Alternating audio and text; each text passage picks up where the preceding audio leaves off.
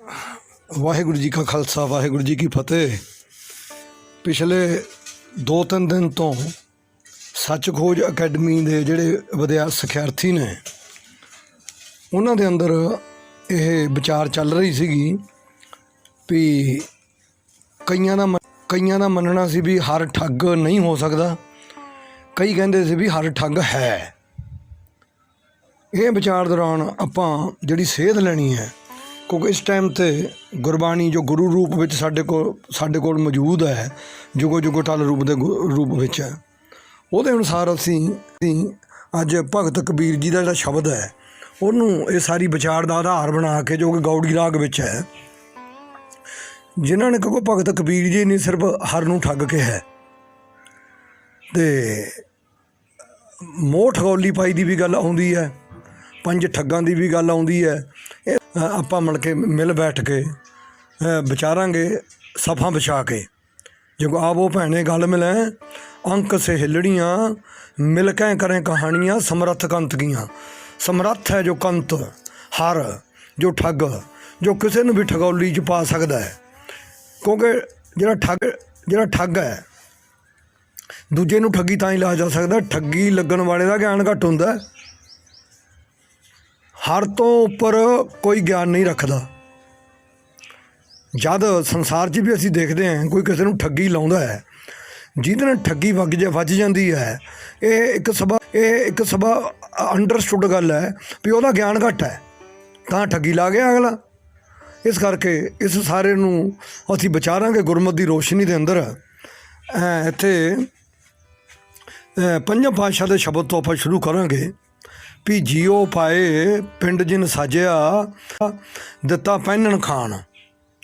5 पातशाह जी आखते हैं कि दतार प्रभ ने ही सब जीवां नूं दाता, जदों दी सृष्टि पैदा हुई है दाता दिंदा आ रहा है, जदों दी सृष्टि की रचना आरंभ हुई है। जीवां नूं दुख सुख भी प्रभ जिवें करनहार प्रभ इन्हां जीवां तो कराउणा चाहुंदा जो भी कम, इवें ही ये कर्म कर रहे हैं। करते पुरख के हुक्म तो बिना ये कोई भी जीव कर्म नहीं कर सकता, जिहदा जिक्र सतगुर करते हैं भी तू दाता जियां सबना का, तू दाता जियां सबना का, तेरा दिता पैरें खाए, सुख दुख तेरी आग्या प्यारे, दूजी नहीं जाए। जो तू करावैं सो करी प्यारे, अबर किच कह करन न जाए। सतपुरख नूं जान लैन वाले, क्योंकि गुरबाणी का फरमान है ना, सतपुरख जिन जानिया सतगुर तिसका नाम। सतपुरख नूं जान लैन वाले सतगुर नूं ही ये सोझी हुंदी है कि सब चलें चलावें, सब करें करावें, अते सब नचाए ही नच रहे हैं। ये सोझी सतगुर नूं हुंदी है, वरना सब जीव यही समझते हैं कि असी अपनी मर्जी अनुसार चल अते कर रहे हैं। राजा राम दी सारी कहानी नूं समझण वाला ही ये आख सकता है कि हुक्म अंदर सबको बाहर हुक्म ना कोई। क्या जिन्हें सतपुरख नूं जान लिया, जिन्हें हुक्म वरतदा देख लिया, हुक्म विच सारे नत्थे हुए जिन्हें देख ले, ये उहदी स्टेटमेंट है। सतपुरख नूं जान लैन वाला ही सतपुरख दा दास अते भगत बन के ये आख्या करता है कि जो हरी लोड़ है सो करै सोई जी करन। भी जो हर दी लोड़ हुंदी है उवें ही जी करते ने। करते पुरख दी खेड़ नूं जान लैन वाले दी ही, करते पुरख दी खेड़ नूं जान लैन वाले ये बोली बाणी हुंदी है कि हाँ कूकर राम को मुतिया मेरो नाम, गले हमारे जेवरी जह खिंचें तह जाओ। 5 पातशाह वर्गे सतगुर ही ये आखते हैं कि जहाँ पठावो तह तह जाई, जो तुम देहो सो ही सुख पाई। सतपुरख नूं जान लैन वाले सतगुर दी ये बोली बाणी हुंदी है ਕਿ ਜੇ ਭੇਜੇ ਤੈਂ ਜਾਵਾਂ। ਪਰਮ ਪੁਰਖ ਦੇ ਦਾਸ ਹੀ ਇਹ ਕਿਹਾ ਕਰਦੇ ਹਨ ਕਿ ਜਹ ਬਸਾਲੇ ਤੈਂ ਬੈਸਾਂ, ਜੈ ਭੇਜੇ ਤਾਂ ਜਾਵਾਂ। ਇਹ ਤਾਂ ਜਿਹਨੇ ਸਾਰੀ ਕਹਾਣੀ ਜਾਣ ਲਈ, ਸਤਿਪੁਰਖ ਨੂੰ ਜਾਣ ਲਿਆ ਵੀ ਜਿੱਥੇ ਤੂੰ ਬਿਠਾਉਂ, ਜਿੱਥੇ ਭੇਜਦਾ ਉੱਥੇ ਚਲੇ ਜਾਂਦਾ ਉੱਠ ਕੇ। ਨਹੀਂ ਤਾਂ ਜੀਵਾਂ ਦੀ ਸੋਚ ਬਾਰੇ ਕਟਾਕਸ਼ ਕਰਦੀ ਹੋਈ ਗੁਰਬਾਣੀ ਕਹਿੰਦੀ ਹੈ, ਕਹਿੰਦੇ ਮਤਾ ਕਰੈ ਪੂਰਬ ਕੇ ਤਾਈਂ, ਪੱਛਮ ਹੀ ਲੈ ਧਾਵੈ। ਸਾਡੀ ਤਾਂ ਇਹ ਹਾਲਤ ਹੈ। ਹਰ ਕੇ ਭਗਤਾਂ ਦੀ ਬੋਲੀ ਹੋਈ ਬਾਣੀ ਹੀ ਇਹ ਆਖ ਰਹੀ ਹੈ, ਕਿਉਂ ਜਿਉਂ ਬੁਲਾਏ ਤਿਉਂ ਬੋਲੀ ਹੈ, ਜਾਂ ਜਿਉਂ ਬੁਲਾਏ ਤਿਉਂ ਬੋਲੀ ਹੈ, ਜਾਂ ਆਪ ਹੀ ਬੁਲਾਏ ਸੋਏ, ਜੋ ਆਪ ਹੀ ਬੁਲਾਉਣਾ ਚਾਹੁੰਦਾ। ਗੁਰਮੁਖਾਂ ਦੀ ਬੋਲੀ ਹੋਈ ਬਾਣੀ ਨੂੰ ਹੀ ਬ੍ਰਹਮ ਬਾਣੀ, ਵੇਦ ਬਾਣੀ, ਗੁਰਬਾਣੀ, ਸੱਚੀ ਬਾਣੀ, ਧੁਰਕੀ ਬਾਣੀ ਅਤੇ ਭਗਤ ਬਾਣੀ ਆਖਿਆ ਜਾਂਦਾ।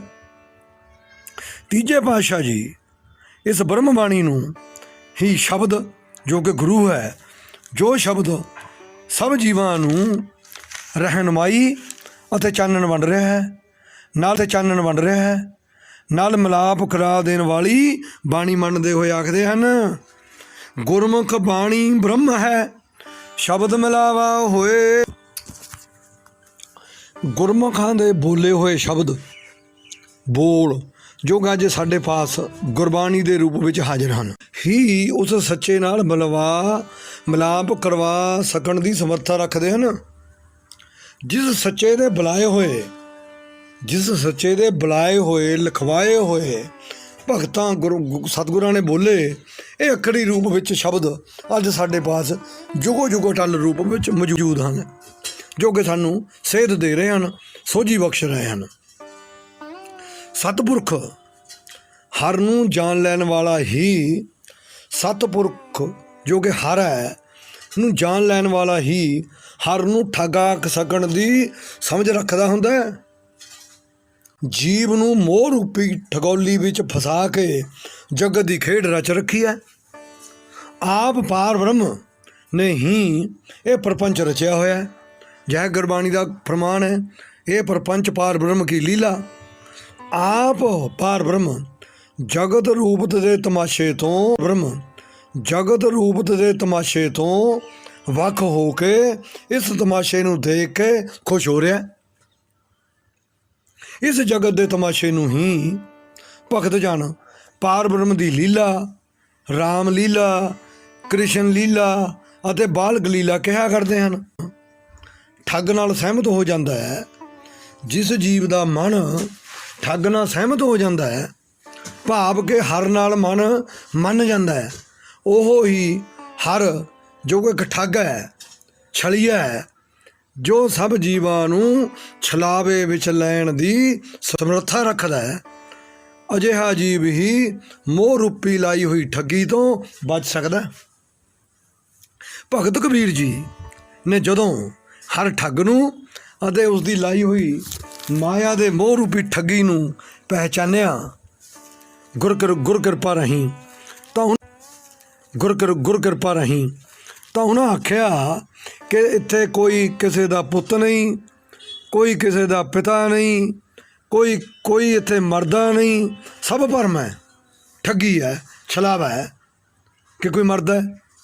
ਮਰਨ ਦਾ ਸੰਤਾਪ ਵੀ ਜੋ ਸਤਿਗੁਰ ਨੇ ਗਿਆਨ ਦੇ ਕੇ, ਜਦੋਂ ਸਤਿਗੁਰ ਨੇ ਗਿਆਨ ਦੇ ਕੇ ਭਰਮ ਦਾ ਨਾਸ਼ ਕਰ ਦਿੱਤਾ, ਤਾਂ ਭਗਤ ਜੀ ਆਖਦੇ ਹਨ ਕਿ ਹਰ ਦੇ ਵਿਯੋਗ, ਹਰ ਤੋਂ ਵਿਛੜ ਕੇ ਜੀਵ ਨੂੰ ਮਰਨ ਦਾ ਭਰਮ ਚਿੰਬੜਿਆ ਕਰਦਾ ਹੈ। ਹਰ ਦੇ ਵਿਛੋੜੇ ਕਰਕੇ ਹੀ ਜੀਵਾਤਮਾ ਮਰ ਕੇ ਭਾਵ ਕੇ ਹਨੇਰੇ ਵਿੱਚ ਜਾਇਆ ਕਰਦੀ ਹੈ। ਭਗਤ ਜੀ ਆਖਦੇ ਹਨ ਕਿ ਜਿਸ ਨੇ ਆਪਣੇ ਸਰੀਰ ਵਿੱਚ ਰਹਿੰਦਿਆਂ ਇਹ ਤੱਤ, ਇਹ ਸੱਚ ਜਾਣ ਲਿਆ, ਭਾਵ ਕਿ ਜਿਸ ਨੂੰ ਇਸ ਗੱਲ ਦੀ ਸਮਝ ਕਿ ਇੱਥੇ ਨਾ ਕੋਈ ਕਿਸੇ ਦਾ ਪੁਰਖ ਹੈ ਅਤੇ ਨਾ ਹੀ ਕੋਈ ਕਿਸੇ ਦੀ ਨਾਰੀ ਹੈ, ਉਹ ਜੀਵ ਇਸ ਭਰਮ ਕਰਕੇ ਪਈ ਹੋਈ ਠੱਗੀ ਤੋਂ ਬਚ ਕੇ ਹਰ ਜੋ ਕਿ ਸਾਡਾ ਅਸਲੀ ਮਾਤਾ ਪਿਤਾ ਹੈ ਨਾਲ ਜੁੜ ਕੇ ਸਦ ਜੀਵਨ ਹੋ ਸਕਦਾ ਹੈ। ਭਗਤ ਜੀ ਤਾਂ ਸਾਰੀ ਵਿਚਾਰ ਨੂੰ ਗੌੜੀ ਰਾਗ ਅੰਦਰ ਇਸ ਪ੍ਰਕਾਰ ਬਿਆਨ ਕਰ ਰਹੇ ਹਨ। ਅਸੀਂ ਉਹਨੂੰ ਪਾਠ ਪੜ੍ਹਾਂਗੇ ਸ਼ਬਦ ਨੂੰ। ਕੌਣ ਕੋ ਪੂਤ ਪਿਤਾ ਕੋ ਕਾਕੋ, ਕੌਣ ਮਰੈ ਕੋ ਦੇ ਸੰਤਾਪੋ, ਹਰ ਠੱਗ ਜਗ ਕੋ ਠਗੌਰੀ ਲਾਈ, ਹਰ ਕੇ ਵਿਯੋਗ ਕੈਸੇ ਜਿਉ ਮੇਰੀ ਮਾਈ। ਇਹ ਰਾਹੋਂ ਦੀ ਪੰਕਤੀ ਹੈ। ਅੱਗੇ ਰਾਹੋਂ ਦੀ ਪੰਕਤੀ ਤੋਂ ਬਾਅਦ ਭਗਤ ਜੀ ਕਹਿੰਦੇ ਨੇ ਕੌਣ ਕੋ ਪੁਰਖ ਕੌਣ ਕੀ ਨਾਰੀ, ਇਆ ਤਤ ਲਿਹੋ ਸਰੀਰ ਵਿਚਾਰੀ, ਸਰੀਰ ਵਿਚਾਰੀ। ਕਹਿ ਕਬੀਰ ਠੱਗ ਸਿਉ ਮਨ ਮਾਨਿਆ, ਗਈ ਠਗੌਰੀ ਠੱਗ ਪਹਿਚਾਨਿਆ। ਭਰਮ ਮਾਇਆ ਦਾ ਮੋਹ ਅਤੇ ਹਰ ਦੀ ਭਗਤੀ ਅਤੇ ਮਾਇਆ ਦੇ ਮੋਹ ਤੋਂ ਮੁਕਤੀ ਕੋਈ ਜੀਵ ਨਹੀਂ ਪ੍ਰਾਪਤ ਕਰ ਸਕਦਾ। ਭਰਮ ਵਿੱਚ ਵੀ ਜੀਵ ਨੂੰ ਉਹ ਆਪ ਹੀ ਭੁਲਾਉਂਦਾ ਹੈ ਅਤੇ ਭਗਤੀ ਵਿੱਚ ਵੀ ਆਪ ਹੀ ਲਾਉਂਦਾ ਹੈ। ਹਰੀ ਨੇ ਅਪਾਰਾ ਖੇਲ ਰਚਾਉਣ ਹਿਤ ਹੀ ਭਰਮ ਦਾ ਭੂਤ ਪੈਦਾ ਕੀਤਾ ਹੋਇਆ।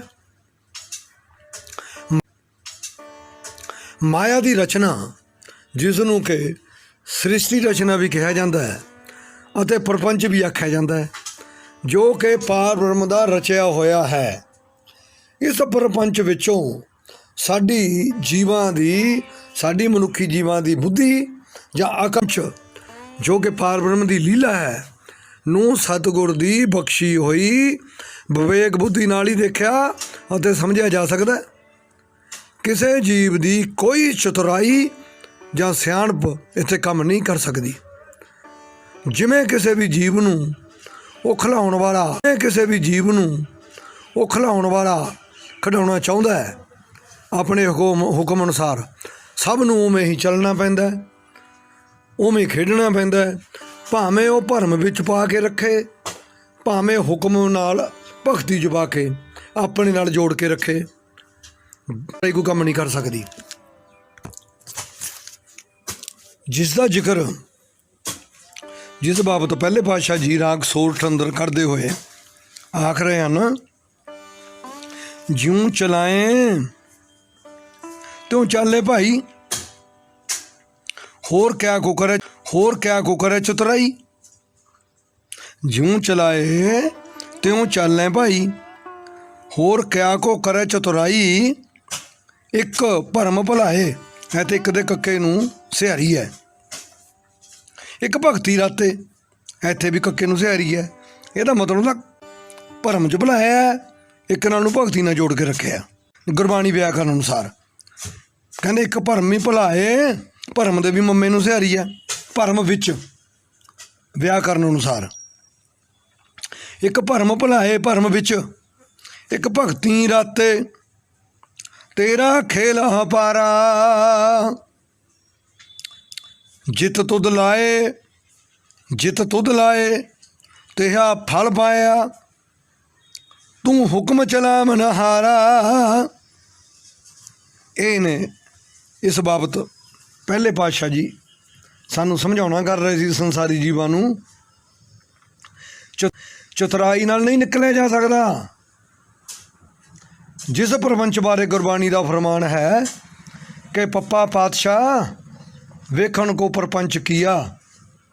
ਇਹ ਪ੍ਰਪੰਚ ਭਾਵ ਕਿ ਸ੍ਰਿਸ਼ਟੀ ਦੀ ਰਚਨਾ, ਜੋ ਪਾਰ ਬ੍ਰਹਮ ਦੀ ਕੀਤੀ ਹੋਈ ਲੀਲਾ ਹੈ, ਨੂੰ ਖੇਲਣ ਤੋਂ ਕੋਈ ਜੀਵ ਮੁਨਕਰ ਨਹੀਂ ਹੋ ਸਕਦਾ। ਜਿਵੇਂ ਹੁਣ ਅਸੀਂ ਉਦਾਹਰਨ ਲਵਾਂਗੇ ਸੰਸਾਰੀ, ਜਿਵੇਂ ਕਿਸੇ ਵੀ ਨਾਟਕ ਜਾਂ ਖੇਡੀ ਜਾ ਰਹੀ ਲੀਲਾ ਅੰਦਰਲੇ ਕਿਸੇ ਵੀ ਪਾਤਰ ਨੂੰ, ਕਿਸੇ ਵੀ ਐਕਟਰ ਨੂੰ ਨਾਟਕ ਲਿਖਣ ਵਾਲੇ ਅਤੇ ਨਾਟਕ ਰਚਾਉਣ ਵਾਲੇ ਕਿਸੇ ਵੀ ਪਾਤਰ ਨੂੰ ਨਾਟਕਕਾਰ ਦੇ ਅਨੁਸਾਰ ਹੀ ਖੇਡਣਾ ਪੈਂਦਾ ਹੈ। ਨਾਟਕਕਾਰ ਨੇ ਕਿਸ ਵਿਅਕਤੀ ਜਾਂ ਕਿਸ ਜੀਵ ਨੂੰ ਕਿਹੜਾ ਰੋਲ ਜਾਂ ਕਿਹੜਾ ਅਭਿਨੈ ਦੇਣਾ ਹੈ, ਇਹ ਨਾਟਕਕਾਰ ਕਹਾਣੀਕਾਰ ਦੇ ਉੱਪਰ ਹੀ ਨਿਰਭਰ ਕਰਦਾ ਹੈ। ਨਾਟਕ ਖੇਡਣ ਵਾਲਾ ਜੋ ਬੋਲ ਜਾਂ ਐਕਟਿੰਗ ਵੀ ਆਪਣੀ ਮਰਜ਼ੀ ਨਾਲ ਹੀ ਕਰ ਸਕਦਾ ਹੈ। ਦੁਬਾਰਾ ਬੋਲਾਂਗੇ, ਨਾਟਕਕਾਰ ਦੇ ਬੋਲੇ ਅਨੁਸਾਰ ਹੀ ਬੋਲੂਗਾ, ਨਾਟਕਕਾਰ ਦੇ ਕਹੇ ਅਨੁਸਾਰ ਹੀ ਉਹ ਐਕਟਿੰਗ ਕਰੂਗਾ। ਆਪਣੀ ਮਰਜ਼ੀ ਨਾਲ ਨਹੀਂ ਉਹ ਬੋਲ ਸਕਦਾ, ਨਾ ਐਕਟਿੰਗ ਕਰ ਸਕਦਾ। ਜੇ ਕਹਾਣੀ ਅਨੁਸਾਰ ਨਾਇਕ ਨੇ ਮਰਨਾ ਤਾਂ ਨਾਇਕ ਨੂੰ ਮਰਨਾ ਹੀ ਪਵੇਗਾ। ਜਿਸ ਨੂੰ ਕਹਾਣੀ ਲਿਖਣ ਵਾਲਾ ਖਲਨਾਇਕ ਬਣਾਉਣਾ ਚਾਹੁੰਦਾ ਉਸ ਨੂੰ ਖਲਨਾਇਕ ਬਣਨਾ ਹੀ ਪੈਂਦਾ ਹੈ। ਨਾਟਕਕਾਰ ਦੀ ਇੱਛਾ ਅਨੁਸਾਰ ਆਦਮੀ ਨੂੰ ਔਰਤ ਅਤੇ ਔਰਤ ਨੂੰ ਆਦਮੀ ਦਾ ਕਿਰਦਾਰ ਨਿਭਾਉਣਾ ਹੀ ਪੈਂਦਾ ਹੈ। ਜਿਸ ਨੂੰ ਕਰਤਾ ਪੁਰਖ ਕੰਸ, ਹਰਨਾਕਸ਼, ਰਾਮਨਾਥ ਦਾ ਰੋਲ ਦੇ ਦੇਵੇ ਉਹਨੂੰ ਉਹ ਰੋਲ ਨਿਭਾਉਣਾ ਹੀ ਪੈਂਦਾ ਹੈ। ਭਾਵੇਂ ਹੱਸ ਕੇ ਨਿਭਾਵੇ, ਭਾਵੇਂ ਰੋ ਕੇ ਨਿਭਾਵੇ, ਖੁਸ਼ੀ ਨਾਲ ਨਿਭਾਵੇ, ਖਿੜੇ ਮੱਥੇ ਨਾਲ ਨਿਭਾਵੇ, ਦੁਖੀ ਹੋ ਕੇ ਨਿਭਾਵੇ। ਜਿਸ ਨੂੰ ਖੇਲ ਦਾ ਕਰਤਾ ਰਾਮ, ਕ੍ਰਿਸ਼ਨ, ਪ੍ਰਹਿਲਾਦ ਅਤੇ ਭਗਤ ਦਾ ਅਭਿਨੈ ਕਰਨ ਦੇ ਹੁਕਮ ਦੇ ਦੇਵੇ ਉਸ ਨੂੰ ਕਰਤੇ ਪੁਰਖ ਦਾ ਹੁਕਮ ਨਿਭਾਉਣਾ ਹੀ ਪੈਂਦਾ ਹੈ। ਇਹ ਸ੍ਰਿਸ਼ਟੀ ਰੋਲ ਦੇ ਦੇਵੇ ਉਹਨੂੰ ਉਹ ਰੋਲ ਨਿਭਾਉਣਾ ਹੀ ਪੈਂਦਾ ਹੈ। ਭਾਵੇਂ ਹੱਸ ਕੇ ਨਿਭਾਵੇ, ਭਾਵੇਂ ਰੋ ਕੇ ਨਿਭਾਵੇ, ਖੁਸ਼ੀ ਨਾਲ ਨਿਭਾਵੇ, ਖਿੜੇ ਮੱਥੇ ਨਾਲ ਨਿਭਾਵੇ, ਦੁਖੀ ਹੋ ਕੇ ਨਿਭਾਵੇ।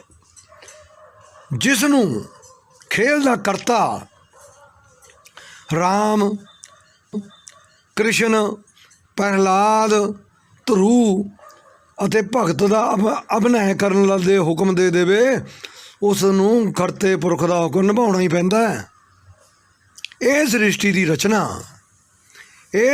ਦੀ ਰਚਨਾ ਐਸਾ ਵਿਚਿੱਤਰ ਅਤੇ ਹੈਰਾਨ ਵਾਲਾ ਨਾਟਕ ਹੈ ਜਿਸ ਨੂੰ ਸਤਿਗੁਰ ਦੀ ਅੱਖ ਭਾਵ ਕਿ ਸਤਿਗੁਰ ਦੀ ਦ੍ਰਿਸ਼ਟੀ ਹੀ ਸਮਝ ਕੇ, ਦੇਖ ਕੇ ਦੂਜਿਆਂ ਨੂੰ ਸਮਝਾ ਅਤੇ ਦਿਖਾ ਸਕਦੀ ਹੈ।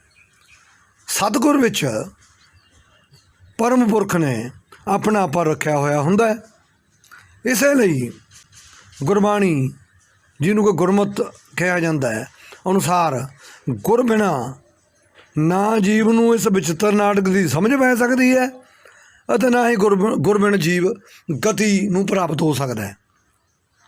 ਇਸੇ ਲਈ ਗੁਰੂ ਘਰ ਨੇ ਮੋਹ ਮਿੱਠ ਹਰ ਠੱਗ ਉੱਪਰੋਂ ਕੁਰਬਾਨ ਜਾਣਾ ਹੀ ਮੰਨਿਆ। ਕੁਰਬਾਨ ਜਾਂਦਾ ਗੁਰੂ ਘਰ ਆਖਦਾ, ਕੁਰਬਾਨ ਕੀਤਾ ਤਿਸੇ ਵਿਟੋਂ ਜਿਨ ਮੋਹ ਮਿੱਠਾ ਲਾਇਆ। ਇਸ ਕਰਕੇ ਗੁਰੂ ਘਰ ਕੁਰਬਾਨ ਜਾਂਦਾ ਉਸ ਹਰ ਠੱਗ ਤੋਂ, ਕਿਉਂਕਿ ਉਸ ਵਰਗੀ ਬੁੱਧੀ ਕਿਸੇ ਜੀਵ ਦੀ ਵੀ ਨਹੀਂ ਹੈ। ਜਦ ਸਤਿਗੁਰ ਹੀ ਕੁਰਬਾਨ ਜਾਂਦੇ ਨੇ, ਅਸੀਂ ਤਾਂ ਸਤਿਗੁਰ ਦੇ ਸਿੱਖ ਹੈ। ਉਹ ਸਿੱਖ ਤਾਂ ਸਤਿਗੁਰ ਦੇ ਵੀ ਚਰਨਾਂ ਦੀ ਧੂੜ ਹੈ। ਜਦ ਸਤਿਗੁਰਾਂ ਦੀ ਇਹ ਬੋਲੀ ਹੈ, ਸਤਿਗੁਰਾਂ ਦੀ ਬੋਲੀ ਬਾਣੀ ਹੈ ਇਹ, ਭਈ ਉਹ ਕੁਰਬਾਨ ਜਾਂਦੇ ਨੇ ਸਤਿਗੁਰੇ ਪਰਮ ਪੁਰਖ ਤੋਂ, ਜਿਹਦੇ ਪਰਮ ਪੁਰਖ ਦੇ ਵੀ ਦਾਸ ਨੇ ਸਤਿਗੁਰ। ਫਿਰ ਸਿੱਖ ਕਿੱਥੇ ਖੜ੍ਹਾ ਹੈ? ਸਿੱਖ ਕਿੱਥੇ ਖੜ੍ਹਾ ਹੈ? ਸਾਨੂੰ ਐਂ ਦੱਸੋ, ਇਹ ਗੱਲ ਸਾਨੂੰ ਦੱਸੀ ਕਿਹਨੇ ਵੀ ਹਰ ਠੱਗ ਹੈ? ਗੁਰਬਾਣੀ ਨੇ ਦੱਸੀ ਹੈ, ਸਾਡੇ ਕੰਨੀ ਪਈ ਹੈ। ਸਤਿਗੁਰ ਸਾਨੂੰ ਕਹਿੰਦੇ ਨੇ ਭਈ ਇਹ ਜੀਵ ਦਾ ਵਿਚਾਰਾ ਹੈ, ਇਹਨਾਂ ਜਨਤਾ ਅੱਗੇ ਵਸ ਕਿਛ ਨਹੀਂ। ਇਸ ਕਰਕੇ ਅੱਖਾਂ ਮੀਚ ਕੇ ਪਹਿਲਾਂ ਸਤਿਗੁਰੂ ਮੁੜੇ ਸਰੈਂਡਰ ਹੋ ਜਾਓ। ਪਾਰਬ੍ਰਹਮ ਮੁੜੇ ਦਾ ਸਰੈਂਡਰ ਸਾਰੇ ਹੀ ਨੇ, ਸਤਿਗੁਰੂ ਵੀ ਸਰੈਂਡਰ ਨੇ। ਉੱਥੇ ਤਾਂ ਸਤਿਗੁਰ ਵੀ ਸਮਰਪਿਤ ਨੇ, ਉਹ ਤਾਂ ਜੋੜਦੇ ਨੇ। ਸਤਿਗੁਰ ਨੇ ਤਾਂ ਬੋਲੀ ਹੈ, ਕੋਈ ਜਨ ਹਰ ਸਿਉਂ ਦੇਵੈ ਜੋੜ। ਕਹਿੰਦੇ ਜਿਹੜਾ ਹਰ ਨਾਲ ਜੋੜ ਦੇਵੇ ਨਾ, ਜਿਹੜਾ ਠੱਗ ਹੈ, ਕਹਿੰਦੇ ਚਰਨ ਗਹੂੰ ਉਸ ਜਨ ਦੇ। ਚਰਨ ਪੜੂੰ ਮੈਂ, ਜਿਹੜਾ ਹਰ ਨਾਲ ਜੋੜ ਦੇਵੇ। ਕਹਿੰਦੇ ਚਰਨ ਗਹੂੰ ਬਕੂੰ ਸੁਭ ਰਸਨਾ। ਕਹਿੰਦੇ ਮੈਂ ਤਾਂ ਰਸਨਾ ਨਾਲ ਵੀ ਚੰਗਾ ਬੋਲੂੰ ਉਸ ਜਨ ਬਾਰੇ। ਕਹਿੰਦੇ ਮੈਂ ਭੇਟਾ ਕੀ ਦਊਂ, ਦਿੱਤਾ ਹੋਇਆ ਤਾਂ ਸਾਰਾ ਕੁਝ ਪਰਮੇਸ਼ਰ ਦਾ ਹੈ। ਕਹਿੰਦੇ ਚਰਨ ਗਹੂੰ ਬਕੂੰ ਸੁਭ ਰਸਨਾ ਦੀਜੈ ਪ੍ਰਾਣ ਅਕੋਰ। ਤਾਂ ਆਪਣੇ ਪ੍ਰਾਣਾਂ ਦੀ ਹੋਈ ਭੇਟਾ ਦੇ ਸਕਦਾ। मैं तो अपना आपा भाव भी रख सकदा है। दीजै प्राण मैं तो अपने प्राणां दी होई जिहड़ी उत्थे चढ़ावा चढ़ा सकदा है। दीजै प्राण अकोर पंज पातशाह कहंदे ने जिहड़ा कोई ऐसा जन मिल जावे जिहड़ा हर ठग नाल जोड़ देवे, जिन्हें सारे जग नूं ठगी लई है, जिन्हें सारे जग नूं ठगी लई है। आ ठगी भी ऐसी लाई है, ठगी भी ऐसी लाई है, बड़ी मज़ेदार है। असी बड़े मज़े नाल खेड भी रहे हैं, मस्त भी है। कौन कहता सानू ठगी लगी हुई है?